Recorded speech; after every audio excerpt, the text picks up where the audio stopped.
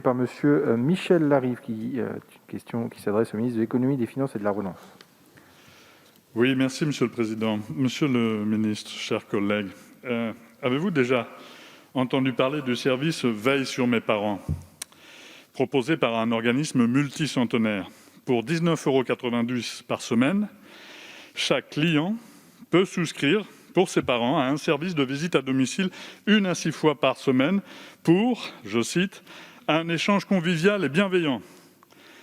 Il s'agit en fait de la Poste, un ancien service public dont la mission première était l'acheminement du courrier sur tout le territoire, que vos prédécesseurs et vous-même avez transformé en société anonyme à capitaux publics. Le service Veille sur mes parents constitue l'exemple parfait de la marchandisation du service public et d'un dévoiement grotesque de la fonction sociale et solidaire du facteur.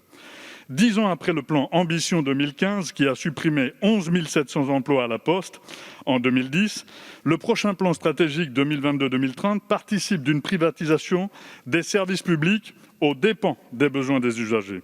Dans ma circonscription rurale d'Ariège, votre œuvre et celle de vos prédécesseurs se traduit par une réduction de moitié du nombre de bureaux de poste en 20 ans.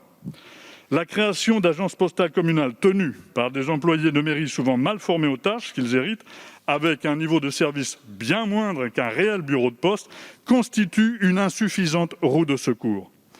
Depuis 62 jours maintenant, les factrices et facteurs de Dreuil-Lavelanet en Ariège sont en grève pour défendre leurs conditions de travail et notre service public. Le plan stratégique 2022-2030 encourage la réorganisation des tournées des facteurs en leur attribuant davantage de dessertes sans augmenter leur durée de travail. Il transformera également les bureaux centres de secteur en bureaux facteurs du guichetier et favorisera de nouvelles réductions d'amplitude horaire de guichet. In fine, cela conduira à accroître la pression sur le personnel et ainsi à détériorer la qualité du service rendu. Alors, Monsieur le ministre, quand comptez-vous agir pour mettre un terme à ce sabotage organisé? Merci.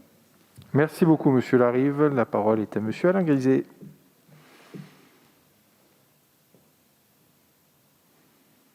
Monsieur le Président, Mesdames, Messieurs les députés, Monsieur le député Michel Larive. Monsieur le député, la crise sanitaire a confirmé le caractère essentiel des services postaux pour nos concitoyens, et tout particulièrement les plus fragiles et les plus isolés d'entre eux.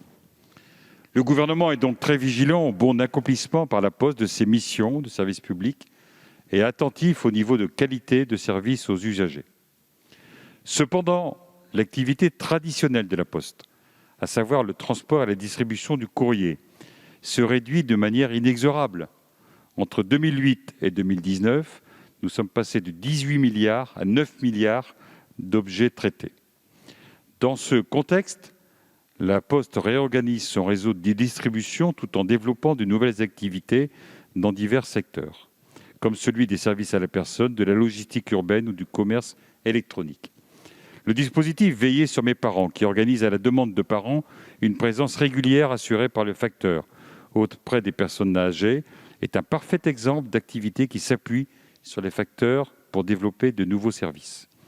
Ces adaptations s'inscrivent dans une démarche globale de transformation du modèle industriel, économique et social du groupe La Poste pour lui donner les moyens de continuer à assurer les missions de service public que le législateur lui a confiées.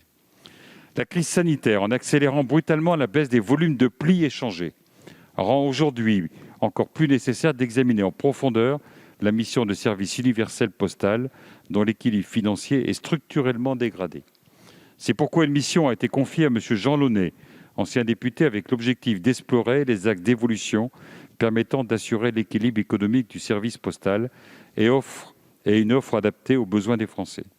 Le maintien d'un maillage fin du territoire par les points de contact postaux est tout aussi essentiel.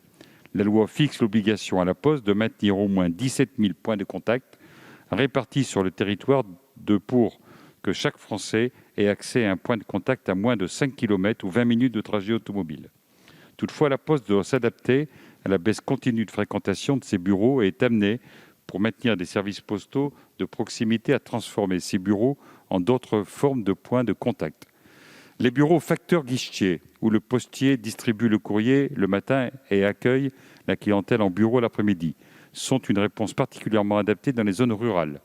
Ce type d'organisation, qui a notamment été mis en place en Ariège, permet le maintien de l'entièreté des services. Les évolutions de la présence postale sont particulièrement encadrées.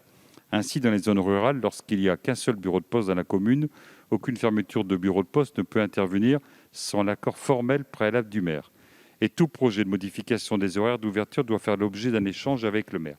Et permettez-moi, monsieur le député, de rajouter que j'ai une petite expérience personnelle qui fait que dans la commune de 800 habitants où j'habite et où j'ai été pendant quelques mois maire délégué, j'ai permis à la mairie de mettre en place le service postal dans d'excellentes conditions par rapport à l'usager. Et je crois que l'ensemble des habitants se félicitent de cette possibilité qui leur a été donnée de garder à la fois un service de qualité et de proximité pour les habitants dans cette commune. Monsieur le ministre, monsieur Larive, il vous reste quelques secondes. Oui, mais enfin, bon, c'est pas très fair-play. Depuis 62 jours, monsieur le ministre, les facteurs sont engagés. Que leur dites-vous quand certains d'entre eux parcourent 235 km par jour et qu'on va leur demander de faire plus? Quand ils avaient 370 boîtes aux lettres à faire, qu'ils vont en faire 1000. 1000 boîtes aux lettres en territoire urbain, c'est déjà énorme. Et en milieu rural, c'est gigantesque. Alors non. La Poste ne doit pas être un lieu de marchandisation de la vie sociale et de la solidarité. Nous devrions consacrer cette institution comme un service public absolument indispensable, comme jamais il aurait dû cesser d'être. Voici ce que je voulais dire. Merci.